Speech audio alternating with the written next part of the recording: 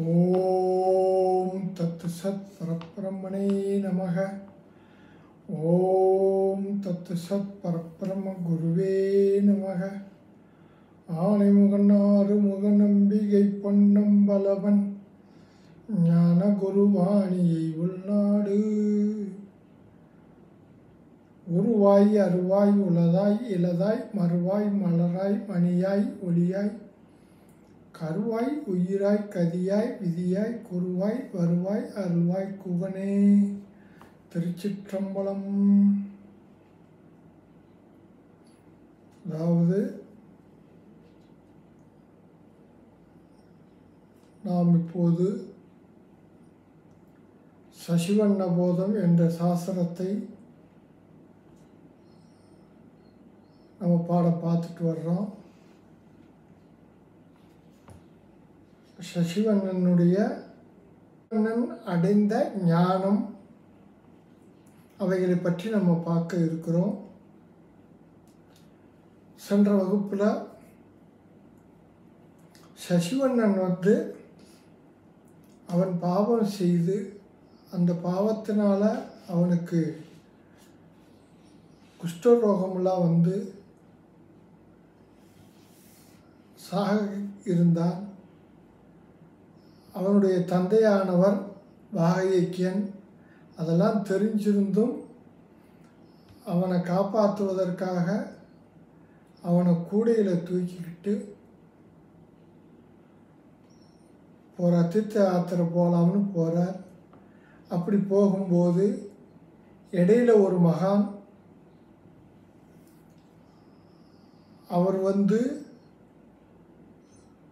என்ன உன்னுடைய கவலைக்கு என்ன காரணம் என்று சசிவண்ணனுடைய தந்தையை கேட்கின்றார்.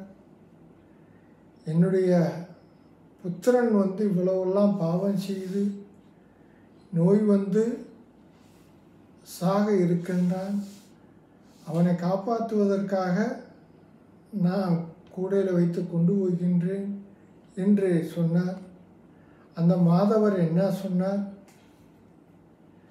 உன் மகனுக்கு வந்திருக்கக்கூடிய நோய்க்கு மருந்து யாருன்னு கேட்டால் சத்தீஸ்வரன் என்னும் இடத்துல இருக்கக்கூடிய திருத்தலத்தில் இருக்கக்கூடிய அந்த மானந்தி வராயினர் என்பவர் தான் உன்னுடைய மகனுக்கு வந்திருக்கக்கூடிய நோய்க்கு மருந்தாக இருக்கிறார். அவர்தான் உன்னுடைய மகனுக்கு வந்திருக்கக்கூடிய நோய்க்கு மருந்து. நீ அவரை போய் பாரு, உனக்கு சரியாகும் அப்படிங்கிறத விஷயத்தை நம்ம சென்ற வகுப்பில் நம்ம பார்த்தோம். அப்படி அவர் சொன்ன உடனே இந்த சசிவனுடைய தந்தையானவர் பாகையக்கியன் அவருடைய வாக்கியத்தை நம்பி வாக்கியத்தை நம்பணும். யார் வாக்கியத்தை நம்பணுங்கிறத ஒரு விதி இருக்கு. எல்லார் வாக்கியத்தையும் எல்லார் சொல்லியும் கேட்டுறக்கூடாது. அவர் மாதவர் அவருடைய வாக்கியத்தை நம்பி சத்தீஸ்வர இடத்துல இருக்கக்கூடிய மானந்தி பராயணர் போய் நம்ம பார்க்கலாம் அப்படின்னு முடிவு பண்ணிட்டார். யார்? சசிவண்ணனுடைய தந்தை. அதைத்தான் சொல்கிறார். முடியா உபதேசம் என்று அவனும் முனிவன் பதமீதி மொழிந்தனன் இக்கொடியான் வெறுவாது குயிற்றிய நோய் கூறற் கரிதாய கொடுந்தொழிலே. அப்போ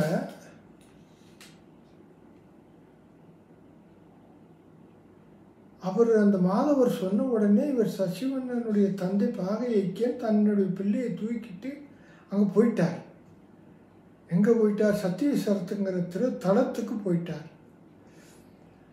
அந்த மாதவன் சொல்கிறது முடிவான மேலான அது கருத்து, அதுதான் சரியான உபாயம், அது இப்படின்னு நினச்சி நம்பி அவர் அதை உணர்ந்து சத்தீஸ்வரத்துக்கு போய் அங்கே இருக்கக்கூடிய சத்தீஸ்வரனை இறைவனை வணங்கி அவர் மானந்தி பராயணரை போய் மானந்தி பராயணரை போய் பார்க்க போய் சொன்னார். மானந்தி பராயணர் தான் உன்னுடைய மகனுக்கு வந்திருக்க நோய்க்கு மருந்துன்னு சொல்லிட்டார். அங்கே சத்தியீஸ்வரத்துக்கு போய் அங்கே சத்தியீஸ்வரனை வணங்கி அங்கே இறைவனை வணங்கி மானந்தி பராயணரை போய் பார்க்குறார். அவருடைய சந்நிதியை அடைந்து அந்த ஞானியினுடைய சந்நிதியை, மகானுடைய சந்நிதியை அடைந்து என்ன சொல்கிறார்? பாகயக்கியன் சொல்கிறார், நீ கொடிய பாவியானவன். பையனை பார்த்து, மகனை பார்த்து, புத்திரனை பார்த்து சொல்கிறார், இந்த கொடிய பாவியானவன் வெறுவாதுன்னு கொஞ்சம் கூட பயப்படாம, வெறுவாது குயிற்றிய நோய் இவன் இயற்றிய, இவனுக்கு செய்த காரியம் என்ன? பயப்படாம பாவம் செய்யணும்னா பயப்படணும். ஆனால் இவன் பயப்படாமல் எல்லா காரியமும் செய்தான். அதனால் இவனுக்கு துன்பத்தை தரக்கூடிய நோய் வந்துருச்சு. கூறற்கு அரிதாய கொடுந்தொழிலே. இந்த சசிவண்ணன் இருக்கானே, இவன் செய்த காரியம் சொல்ல முடியாது, வாய் விட்டு சொல்ல முடியாது, அவ்வளவு பாவம் பண்ண அப்படின்னு சொல்லி மானந்தி பராயணர்கிட்ட போய் சொல்கிறார். இறைவனை, சத்தீஸ்வரர் இறைவனை வணங்கி மானந்தி பராயணர்கிட்ட போய் அவருடைய சந்நிதியில், அவருடைய முன்னிலையில் இருந்து கொண்டு, என்னுடைய புத்திரன் இருக்கானே சசிவண்ணன், அவன் செய்த பாவங்கள் கொஞ்சம் நெஞ்சம் இல்லை, அவன் செய்த பாவம் சொல்ல முடியாத அளவுக்கு இருக்குது, வாய் விட்டு சொல்ல முடியாது, அப்படிப்பட்ட பாவகாரியங்கள்லாம் பண்ண, அதனால் இவனுக்கு நோயெல்லாம் வந்திருக்கு அப்படின்னு சொல்லிட்டார். மானந்தி பராயணர்கிட்ட சொன்ன உடனே,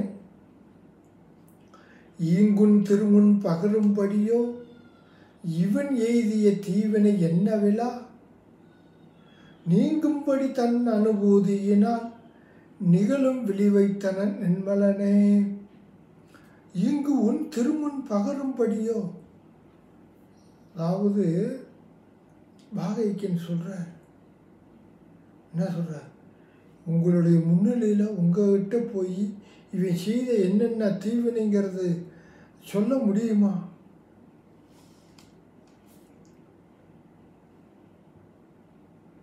சொல்கிற மாதிரியா இருக்குது. அதாவது பெரியவர்கிட்ட போய் அருவருப்பான தீய சொற்களை நம்ம சொல்லக்கூடாது, பேசக்கூடாது. பெரிய பெரிய மகான்கள், ஞானிகள் இவர்கிட்டலாம் போய் அனாவசியமாக பேசக்கூடாது, தவறான வார்த்தைகள்லாம் சொல்லக்கூடாது. அப்படி இருக்கிறதுனால இவனுடைய செய்த பாவத்தை அவங்க முன்னிலையில் சொல்கிற மாதிரியா இருக்குது அப்படின்னு சொல்கிறார். இவன் எய்திய தீவினையே இங்கு உன் திருமுன் பகரும்படியோ, உங்கள்கிட்ட நான் சொல்கிற மாதிரியா இவன் பாவம் பண்ணியிருக்கான், சொல்ல முடியாத பாவம், கல் காமம் பொய் கொலை களவு இன்னும் அதிகப்படியான பாவங்கள்லாம் பண்ணியிருக்கான்.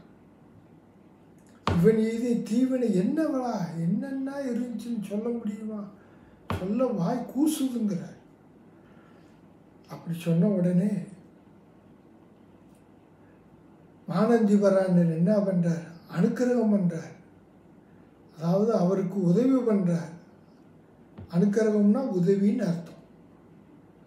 அவருக்கு அனுக்கிரகம் பண்ணுறார். என்ன பண்ணுறார்?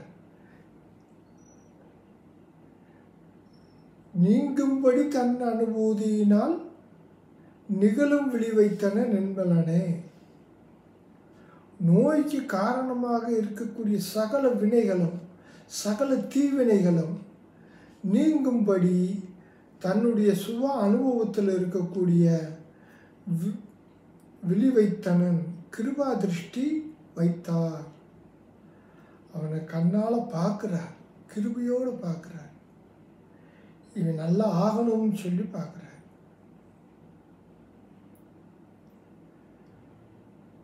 ஞானேந்திவராயன சசிவண்ணனை பார்க்குறார்.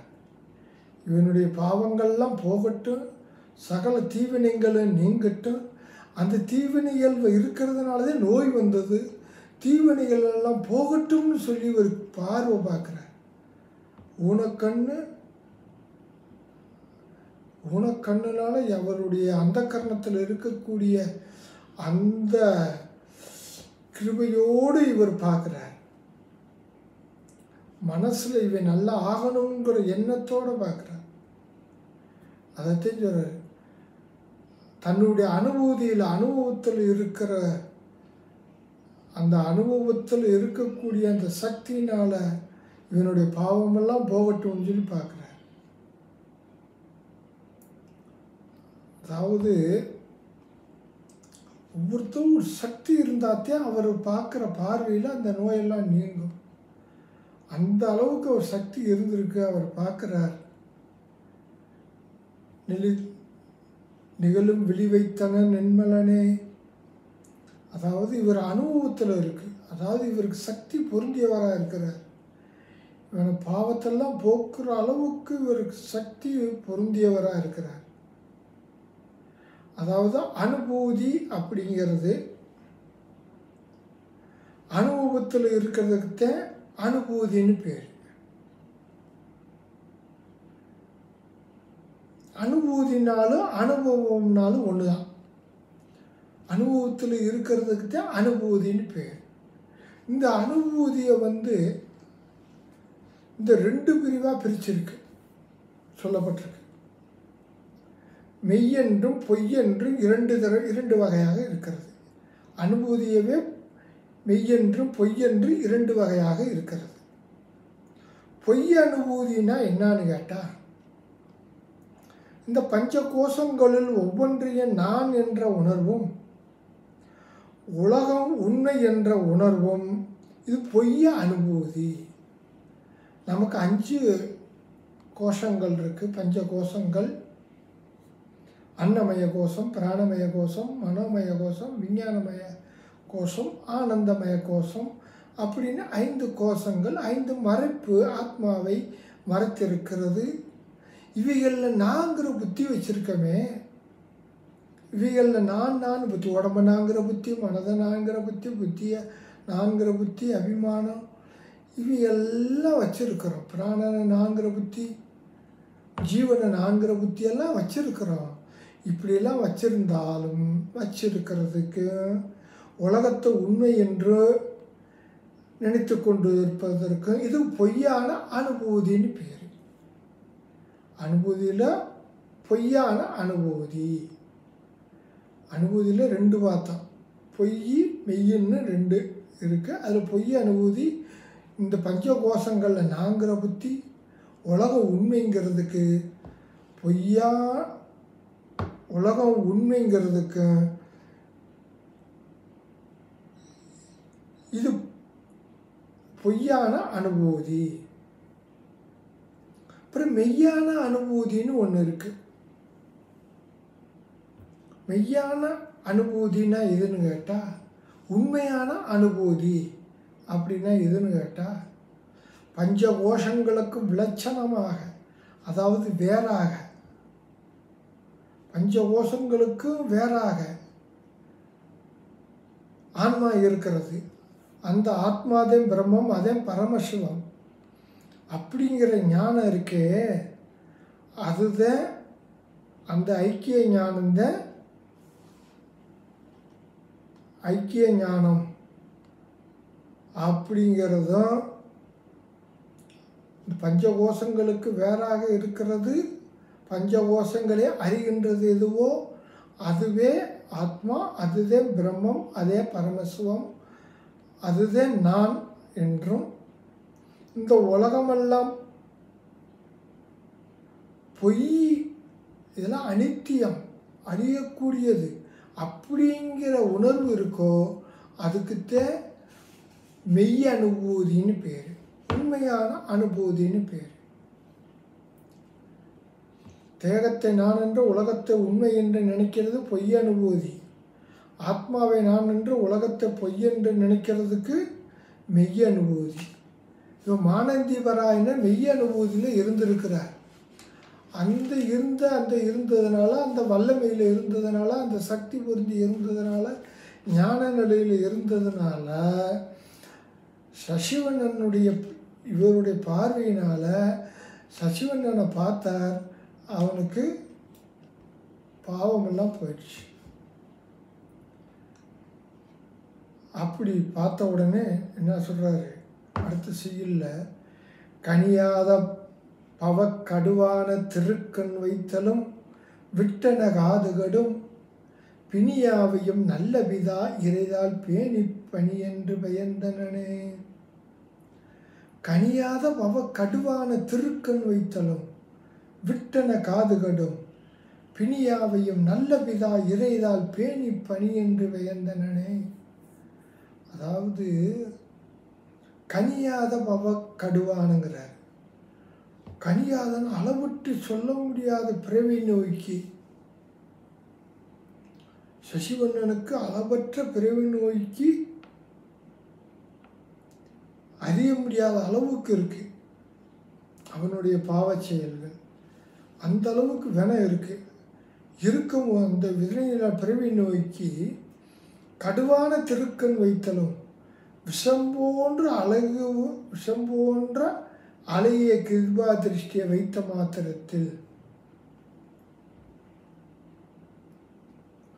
இவருடைய கிருபை பட்ட உடனே, இவருடைய கிருபா திருஷ்டி, இவருடைய கிருபினம் மனக்கண்ணு அந்த கரணத்தில் மனசு பார்வை எல்லாம் இவருடைய நல்லா ஆகணுங்கிற பார்வை பட்ட உடனே, அதாவது ஒரு விஷம் இருக்குன்னா அந்த விஷத்தை போக்குறதுக்கு இன்னொரு விஷத்தை கொடுத்துட்டே விஷத்தை போக்குவாங்க. அப்படித்தான் ஒரு விஷம் ஏறி இருக்குன்னா அந்த விஷத்தை போக்குவதற்கு இன்னொரு விஷத்தை ஏற்றணும், மாற்று விஷத்தை ஏற்றணும். அதை போல் இவனுக்கு நோய் வந்திருக்கு, விஷம் போல நோய் இருக்கு இவனுக்கு.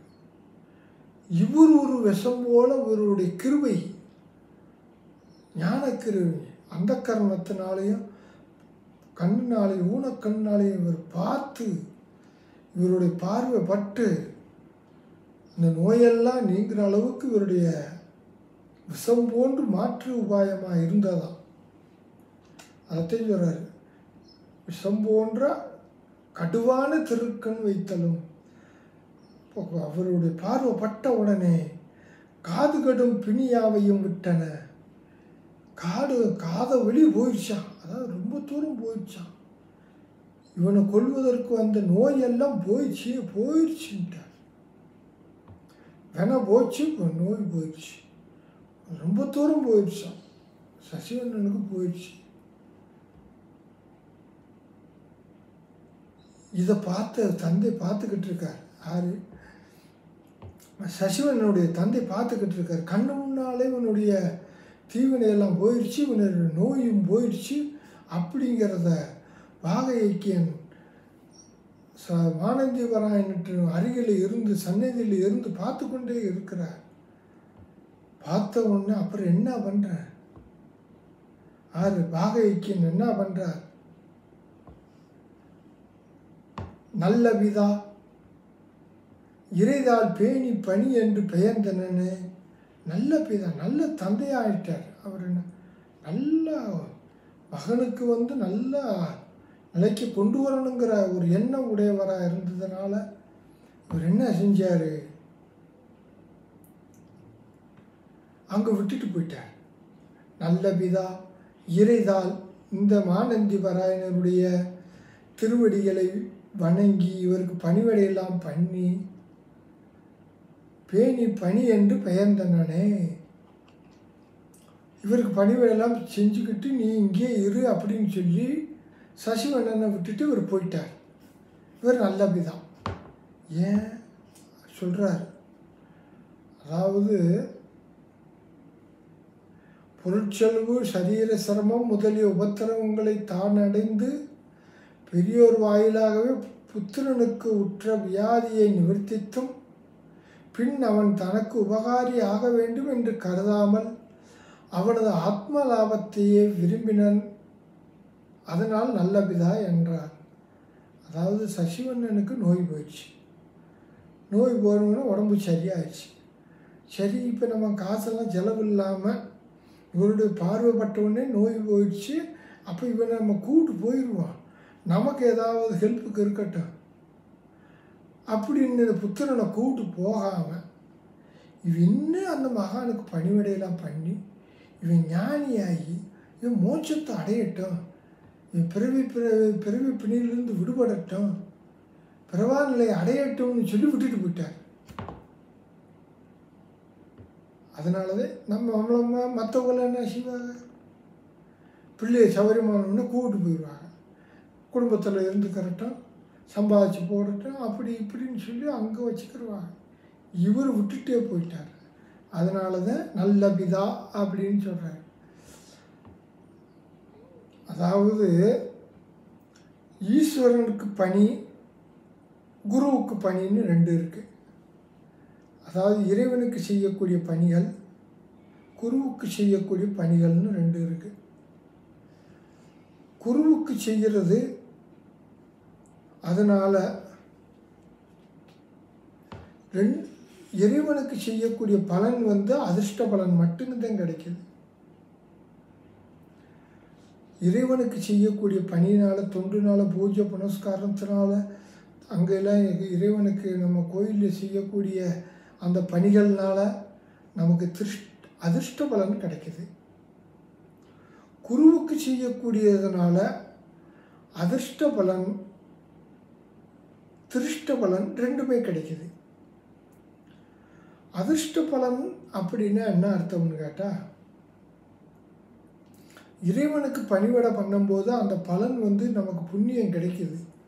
அந்த புண்ணியத்தை நம்ம நிஷ்காமமாக பண்ணும்போது நம்மளுடைய மனசில் இருக்கக்கூடிய பாவங்கள்லாம், மலதோஷம், விட்சேப தோஷமெல்லாம் போகும். இறைவனுக்கு நம்ம தொண்டு பண்ணுறதுனால அதெல்லாம் கிடைக்கிது. அது கண்கூட தெரியாது.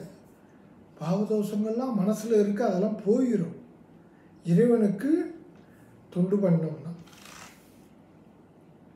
குருவுக்கு பண்ணினோம்னா, அவருக்கு பணிவிடைகள் எல்லாம் பண்ணோம்னா என்ன ஆகும்னு கேட்டால், இவருக்கு அதிர்ஷ்ட பலன் கிடைக்கும். இவருக்கு குருவுக்கு பண்ணும்போது பாவதோஷங்கள், விட்சேப தோஷங்கள்லாம் நீங்கும். அதுக்கடுத்து அவர்கிட்ட ஒரு வாக்கிலிருந்து வரக்கூடிய உபதேசங்கள் நமக்கு உடனடியாக பலனை கொடுக்கறது. அதுக்கு திருஷ்ட பலன்னு பேர். நமக்கு தெரியாமல் பலனை கொடுக்கறது அதிர்ஷ்ட பலன். பாவதோஷங்கள்லாம் நீங்கும், மலதோஷம், விட்சேப தோஷமெல்லாம் நீங்கும். நமக்கு குருவுக்கு செய்கிறதுனால, அதுக்கடுத்து அவருடைய உபதேசத்தினால, அவருக்கு காதுனால அவருடைய நல்ல வார்த்தைகளை கேட்குறோம், ஞானத்தை கேட்குறோம், ஆத்மாவை பற்றி கேட்குறோம், அனாத்மாவையும் கேட்குறோம். கேட்டு ஞானத்தை அடைகிறது ஒரு திருஷ்ட பலன்.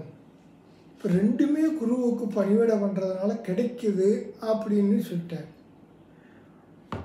நல்ல பிதா பேணி பணி என்று பெயர்ந்தனே சசி மானந்தி பாகையக்கியன் பையனை விட்டுட்டு போயிட்டார், சசிவண்ணனை விட்டுட்டு போயிட்டார். போன பிறகு அதுக்கு பிறகு என்ன சொல்ற, இடனே முதலாக உவந்து இறையோன் ஏவும் பணி செய்து இவனும் சில நாள் உடனே இவனே திருமேனி எனக்கு உரியான் என உற்றனன் உம்பனோடே. இடனே முதலாக உவந்து இறையோன் ஏவும் பணி செய்து இவனும் சில நாள் உடனே இவனே திருமேனி எனக்கு உரியான் என உற்றனன் உம்பனோடே. இந்த சசிவண்ணன் என்ன பண்ணுறேன், உவந்து சந்தோஷத்து இறையோன் ஏவும் பணி செய்து, இறையோன்னா இந்த ஆசிரியர் ஆனந்திவராயனருடைய அவர் சொல்கிறத கேட்டுக்கிட்டு, இறையோன் ஏவும் பணி, அவர் சொல்கிறத கேட்டு இடனே முதலாக, அதாவது 4 பணிவிடைகளையும் செய்தான். அதாவது 4 பணிவிடைகள் பார்க்கலாம். 4 பணிவிடைகளை செய்து பணிவிடைகளை குறைவர செய்து சில நாள் உடனே கொஞ்ச நாள்லேயே இவனே இந்த சசிவண்ணனே திருமேனி தனக்கு உரியான் என உற்றனோடே இந்த மானந்தி வராயனருக்கு அந்யோன்யமாக இருந்து அவருக்கு பணிவிடை பண்ணி அவருக்கு தொண்டு பண்ணுற அளவுக்கு ரொம்ப அந்யோன்யமாக ரொம்ப முக்கியமான நபராக ஆளாக வந்து இருந்த அளவுக்கு பக்குவமாயிட்டான். அவ்வளவு பணிவிடை பண்ணி ரொம்ப அதாவது நிழலை விட்டு நீங்காமல் இருக்கிறதில்ல, உடம்பை விட்டு நிழல் நீங்காது. அதே போல் குருவிட்ட எப்பயுமே அந்யோன்யமாக கூடவே இருந்தானாம். மிரி திருமேனி தனக்கு உரியான், இவருக்கு பணிவிடை பண்ணுறதுக்கு இவருக்கு வேணுங்கிறது செய்கிறதுக்கு இவன் முக்கியமான அளவுக்கு இவன் கூடவே இருந்து பணிவிடைகளை பண்ணினான். யாருக்கு? மானந்தி வராயனருக்கு. உடனே இவனே திருமேனி தனக்கு உரியான் என உற்றனன் உம்பனுடைய சொல்கிறாருல்ல, பர்சனல் அசிஸ்டண்ட் இவர் தானப்பா அப்படிங்கிறாங்கல்ல. அதே மாதிரி மானந்தி வராயனருக்கு ரொம்ப அந்யோன்யமாக உடம்பை விட்டு நிழல் நீங்காமல் இருக்கிறதை போல் கூடவே இருந்து அவருக்கு பணிவிடைகள்லாம் பண்ணி முக்கியமான சீடனாக இருந்துட்டான் அப்படிங்கிறாரு. அப்போ என்ன பணிவிடை பண்ணுன்னா, குருவுக்கு செய்யக்கூடிய பணிவிடைகள் 4 பிரிவாக சாஸ்திரத்தில் சொல்லப்பட்டிருக்கு. குருவுக்கு ஞான குருவுக்கு செய்யக்கூடிய பணிவிடைகள் சீடன் செய்ய வேண்டியது 4 பணிவிடைகள் இருக்குன்னு சொல்லியிருக்கு. ஆத்தம், அங்கம், தானம், சற்பாவம். ஆத்தம், அங்கம், தானம், சற்பாவம்னு சொல்லி 4 பணிவிடைகள் இருக்கின்றன. ஆத்தம்னா என்னன்னு கேட்டால் அன்புன்னு பேர். ஆத்தம்னா அன்பு, அதாவது குறிப்பறிந்து சொல்லாமலே நடந்துக்கிறது. அவருக்கு என்ன வேணும் அப்படின்னு சொல்லாமையே அதுக்கு வேணுங்கிறத செய்கிறது. இதுக்கிட்ட ஆத்த பணிவிடைன்னு பேர். அங்கம், அங்கம்னா குருவுக்கு செய்யக்கூடிய உடம்புக்கு வேணுங்கிறத செய்கிறது. உடம்புக்கு என்னென்ன வேணும் அப்படிங்கிறத செய்கிறது அங்க பணிவிடை. இப்போ ஒரு விரிப்பான் வேணும், ஒரு இடத்துல குளிக்க போகிறாரு, இதெல்லாம் பணிவிடை பண்ணுறது. அவருக்கு வேணுங்கிறத அப்பப்போ அங்க பணிவிடை. இதுக்கு உடம்புக்கு தேவைப்பட்டதை இவர் கூட வந்து செஞ்சு கொடுக்கறதுக்கு பேர் அங்க பணிவிடை. அதுக்கடுத்து தானம்னு ஒன்று இருக்குது. தானம்னா இடம்னு அர்த்தம். அதாவது குருவினுடைய மனை, நிலம் முதலியவற்றை காத்தல். குருவுக்கு குரு இருக்கிறார், அவருக்கு வீடெல்லாம் இருக்கும், நிலம்பலம்லாம் இருக்கும். கிரகஸ்தராக இருந்தால், சன்னியாசியாக இருக்கிறா அதுக்கு ஆசிரமம் இருக்கும், அதுக்கும் சுத்தம் இருக்கும். இவையெல்லாம் காக்கணும். அது சிஷ்யன் வந்து காப்பாற்றணும். அதுக்குத்தான் தானம்னு பேர். அதுக்கடுத்து தானம் சற்பாவம். குருவை வந்து சாட்சாத் பரமசிவம், அவர் பிரம்மஸ்வரூபமே அவர் தான் அப்படின்னு பிரம்மமாகவே பார்க்கணும். அவர் சச்சிதானந்த ஸ்வரூபம் பிரம்மந்தான் குரு அப்படின்னு சொல்லி அவரை உடம்பாக பார்க்கக்கூடாது. அப்படி பார்த்தோம்னா அதுக்கு சற்பாவம்னு பேர். இந்த மாதிரி 4 பணிவிடைகள் இருக்குது. ஆத்தம், அங்கம், தானம், சற்பாவம். இந்த 4 பணிவிடைகளையும் யார் செய்தது? சசிவண்ணன் மானந்திவராயனுக்கு செய்தான். ஆத்தமுடன் அங்கமே தானம் சற்பாவமாம் அவற்றுள் குருபரனுக்கு அனுகூல விருத்தி ஆத்தம் உயர் குருபரன் குற்று ஏவலே அங்கம் அருக்குறவருக்கு உரிய மனை நில முதலாம் அவற்றை காத்தலது தானமாம் சர்க்குருவே மெய்யா அக்கண்ட சிவமென நம்பும் அதுவே சற்பாவம் என்று வேதாந்த சூடாமணியில் சொல்லியிருக்கு. குருவுக்கு இந்த மாதிரி 4 பணிவிடைகளை செய்யணும்னு சொல்லியிருக்கு. அந்த பணிவிடைகள் பண்ணதுனால சசிவண்ணனுக்கு என்ன கிடைச்சிச்சு அப்படின்னு சொல்கிறார். நான்றாய் முனிதால் வழிபாடதனால் நானா விதமான பிறப்பினை விட்டு ஒன்றாகிய வீடுணர் உத்தமருக்கு உலசாதன 4 முதித்தனவே. முனிவன் ஆசிரியருடைய திருவடிகளில்